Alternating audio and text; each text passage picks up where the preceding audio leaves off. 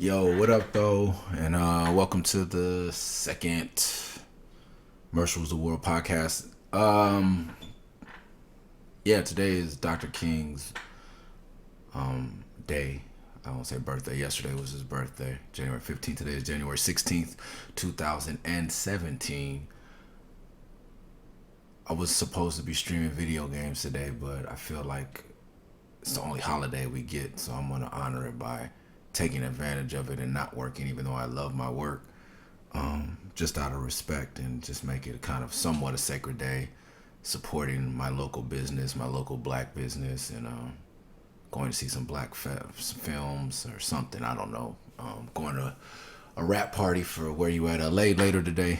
But then I thought about doing this podcast because online I see, damn, the audio's not gonna mess up. Sorry, Todd.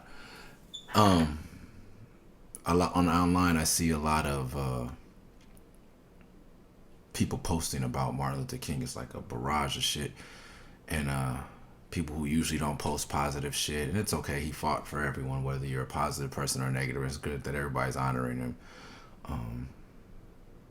I feel like I work so hard to make shit happen in real life that I never. When these incidents come up, when Black Lives Matter comes, it's not a new thing. That's just how I live my life normally. So it's weird. But I thought like maybe doing a podcast, just being honest. I wasn't always a fan of Dr. King. I hated Dr. King growing up. I was such an angry, I was reading books by the Black Panther at 13, 14 years old, Soul on Ice. You name it, I would read it if it had anything to do with the Black Power movement. I was angry. I was young, black, and an American. I was angry.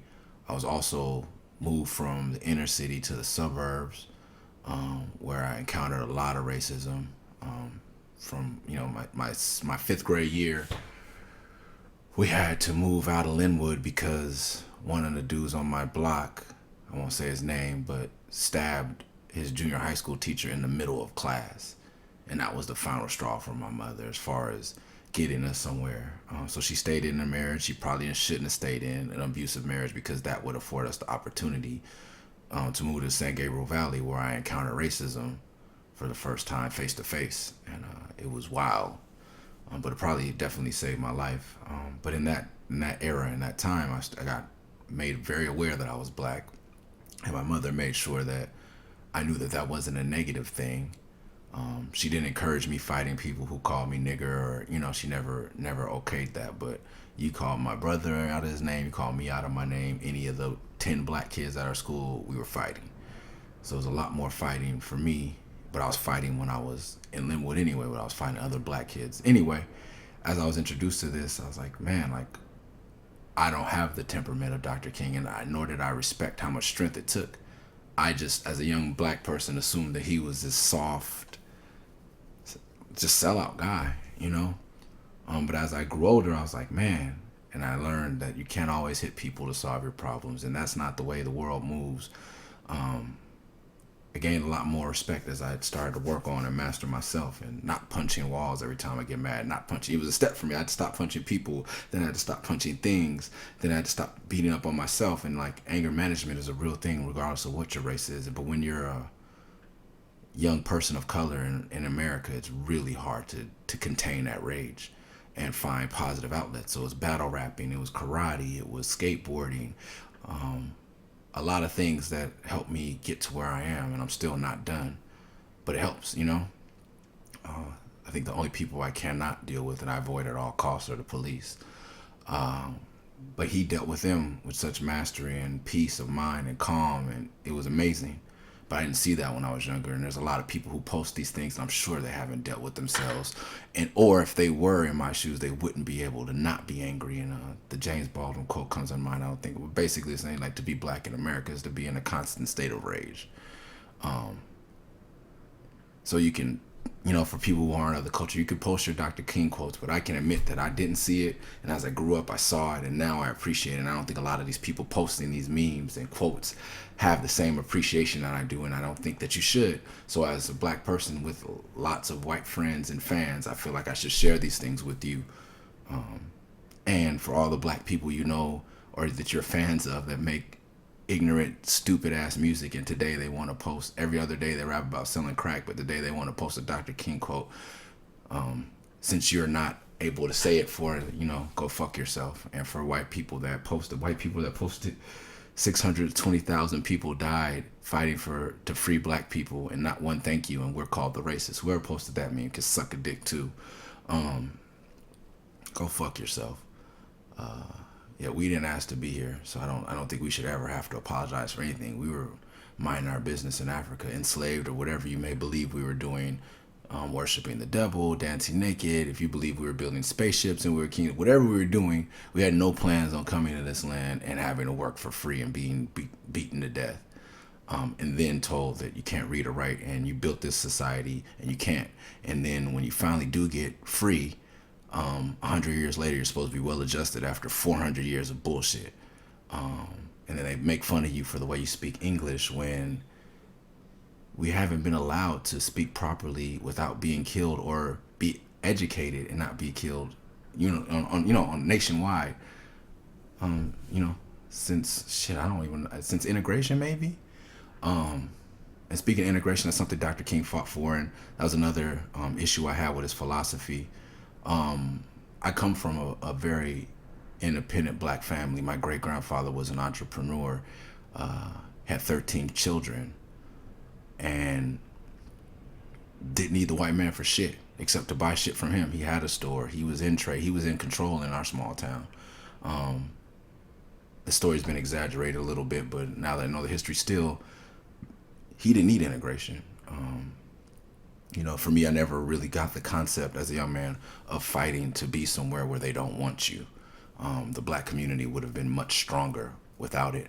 My cousin that went to FAMU, which is a historically black college and university, told me that when Florida FAMU Miami game used to be a slaughter, and FAMU used to whoop their ass because there was no black players on Miami, and how when Bear Bryant's Crimson Tide, the Alabama team, played USC and they got smashed, all of a sudden it was okay to have black people. That's why they integrated there. It was, money and winning and things that made, but we were strong on our own. And maybe there would have been an inevitable race war if we would have stayed separate. But I always wonder what would have happened if we would have just educated our own and take care of our own, and not become victims of welfare, and not become victims of crack cocaine. Funny enough, another fact that I was looking up little known facts about Martin Luther King.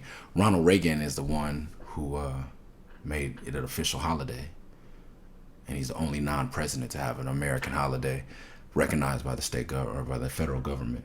And that's pretty phenomenal considering what Reagan is responsible for. The Reagan era and Reaganomics are responsible for, the destruction of the black community.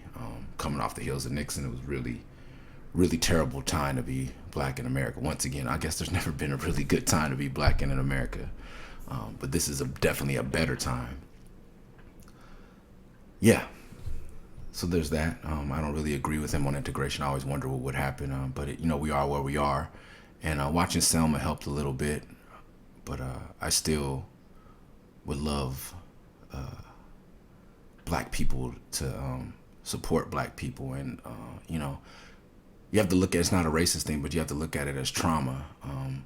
We've been through a certain type of trauma, and we've never been able to have the proper therapy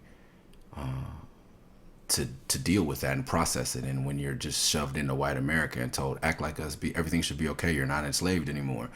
And there's still so much to deal with, and anyone, white, black, or otherwise, that's been through any type of trauma should understand that.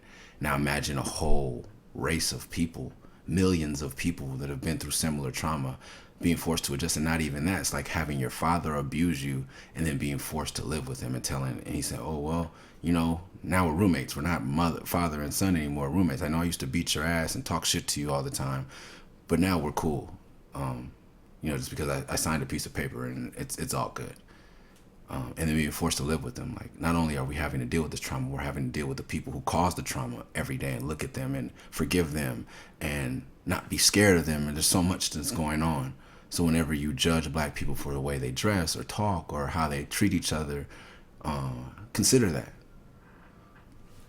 Dr. King entered college at 15. His born name was Michael. His father traveled to Germany and was impressed or led to or admire Martin Luther,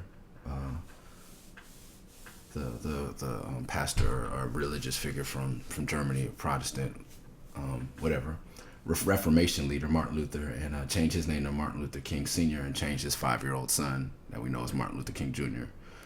Then he entered college at 15, went to Morehouse. I don't know if that's not known. I Have a Dream was not his first speech. He was jailed 29 times. This shit bugged me out. September 20th, 1958, Dr. King was doing a book signing at an in-store and was stabbed in the chest and nearly died. And how many months was recovered? A few months recovery? A few weeks, sorry. Convalesced for weeks. And he still stayed nonviolent. That's crazy. Nobody stabbing me and getting away with it at this point. Not that evolved. He knew he was going to die. The last speech, if you've never seen the movies or the documentaries, watch that last speech where he talks about his eyes have seen the coming of the glory of the Lord. We're going to promised land. I might not get there with you. Heavy shit, like knowing that he was going to die. So did someone from the CIA tip him off? And did he still go onto the balcony knowing? Or did he just have a feeling? Was it a spiritual thing or was it actual intel? Who knows? But either way, if I had that type of dream, I don't think I'm going outside for a while. And he still went out there the very next day. Loving his wife, loving his children, and not being able to. And as you have children, and then you have a wife or a girlfriend or people you love, and you think about, you being younger, I was fearless. I told my mom when I was 18, I was going to walk into a police station and suicide bomb it. Like, fuck the LAPD.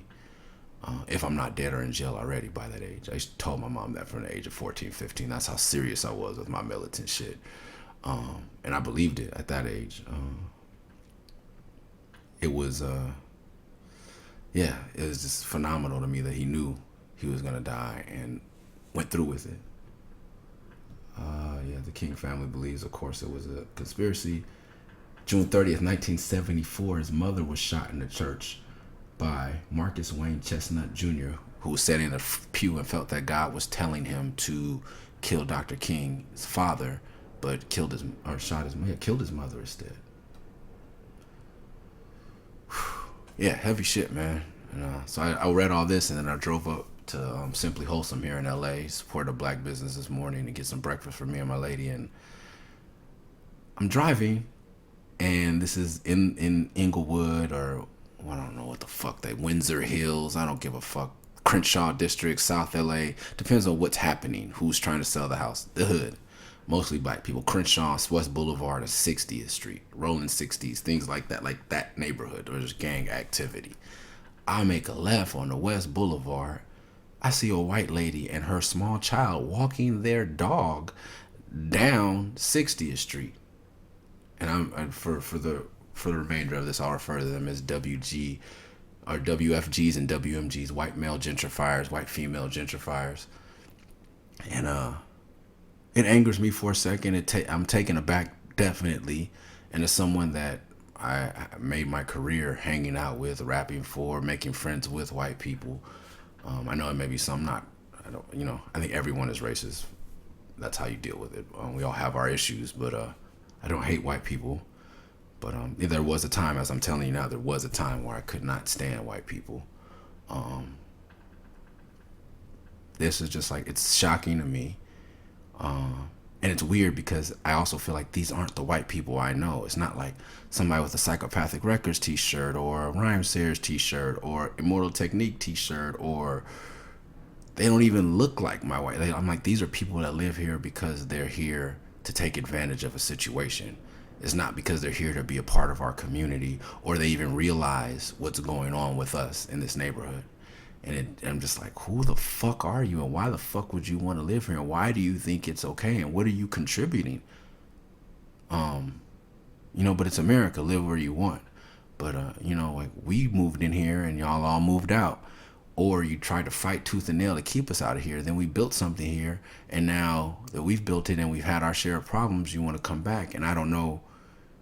You're not sending your child to public school. You're not going to send them to Crenshaw High. You're not going to go to the King Day parade. You're not gonna go to Simply Wholesome. You're not, you know. And I do have a friend that lives over there, Corey Shaw. Shout out to him, who does a lot of media. And he's like, these are the young people I want to move in. There's Dan Monick that took all the pictures for Felt. There's people I know that I've talked about moving into this neighborhood that I want. Not that I don't want to see white people move in, but I don't want gentrifiers here. I don't want people who are not here to be a part of the community here, because then you're perpetuating the problem. And it was just really hard for me. Then I get up the hill and there's a white dude running across the middle of the street in Overhill, a WMG running across the street in his Dodgers hat and all blue. Like this is a borderline. Also, Inglewood, Crenshaw district is a borderline of Bloods and Crips and a lot of Rolling 60s, a lot of Inglewood families. And this dude just la la la la. My mom calls it the veil of protection. Where white people just, you know, are oblivious to whatever is going on. They could walk through the middle of a drive-by and feel and be invincible, because black people still have the slave mentality where they're not going to harm a white person, and white people still have the thing that black people are no threat to them. They're barely even human. So it's a crazy thing to see, and I'm like, man, I get out of the car and I'm like, fuck, you know? And of course I go into Simply Wholesome, and 9 times out of 10, none of them are in there shopping. It's a grocery store that has like same things Whole Foods has, but they're scared to go in there. Maybe they don't feel welcomed in there, but there's nothing in there forcing them out. There may be more black faces on the wall than they're used to, because they try to put up ads that are reflective of the community they serve. But that's just like me going to Whole Foods. There's not really shit that speaks to me, but I still go in there and shop. Anyway, that was a moment this morning. So I was like, I should do this Dr. King thing today and then talk about my journey to understand, like, and then it just made me think, damn, I have a long way to go, because these are just my honest feelings, seeing white people in my community where I'm not used to seeing them, and confronting that in me and my prejudice. Not that it's a good thing. I feel like, you know, white people should be able to live where they want, just like black people should. And I'm gonna put this on Instagram. And later, what really struck me was that white people, a lot of white people, white America definitely admires black people for their jump shot, their voice, their athletic thing. Some of them actually admire Jay-Z and other rappers for their business acumen. And, you know, it's cool. And now they even want to live where black people live. And black people still don't get it. Like, we don't get that they think we're beautiful and they admire so much about us, so we don't admire enough about ourselves to stop killing one another, to support one another. And that's crazy to me. And on this day that all these rappers are posting all this shit, like, your music you make still says that it's okay to call each other nigga, and it's okay to treat each other like that. It's okay to, I use the word, but I don't treat other black men like that. And I don't value white lives over my life, and I don't value money over anyone's life. And we continue to promote this, and then today we want to be at peace. Or I heard another gangster rapper, you know, enough respect to him, but when you talk about selling crack and your whole career is founded on trap music or gangster rap music, then you try to say something conscious and criticize what's going on in the political climate, you gotta shut the fuck up, bro. Politely, like, sit the fuck down and leave that to people like me or Killer Mike, or people who have read a few books and have been in this struggle. I don't proclaim to know. I know a little bit about the streets, but I'm not the voice of the streets. Snoop moves that. Game moves that. Like, I don't move in that world. But when you step into my world and start criticizing people for going to meet with Donald Trump, like Martin Luther King, who we're all talking about today, went and met with a few presidents. And we have to meet with the enemy before there's war. We got to sit down and talk to. And there's no doubt about it to me that the American government, a lot of people in there are my enemy. But we're never going to make peace until we sit down and talk to them. So like, people will criticize Jim Brown for sitting down. Jim Brown is actually in the streets. I know actual shooters that have been to his house, and he's quelled beefs in my city amongst Crips and Bloods and Crips. He saved lives in this city. He didn't have to do that. So if he's sitting down and meeting with Donald Trump, I'm comfortable with that, because I know Donald Trump is getting the real. And I know Kanye is crazy enough to say what's actually on his mind to Donald Trump. And people say shit about Kanye, but even before Barack, he to me still said the most powerful shit ever said by a black man, sad but true. When he said George Bush doesn't care about black people, that was like, it almost brought tears to my eyes because you could see the frustration. It was the purest, most rebellious thing said on national television, live television, not giving a fuck. We don't have that anymore. We don't really have a voice anymore. Cornel West is not my voice. Michael Dyson is not my voice. And that moment for Kanye was as close as he was to a voice. So if he wants to sit down and meet with him, I don't fuck with Steve Harvey. But if he wants to meet with Donald Trump, he does. Steve Harvey does speak for my mom's generation. My mom and my stepfather love that man. And I don't think these people are going in and shucking and jiving.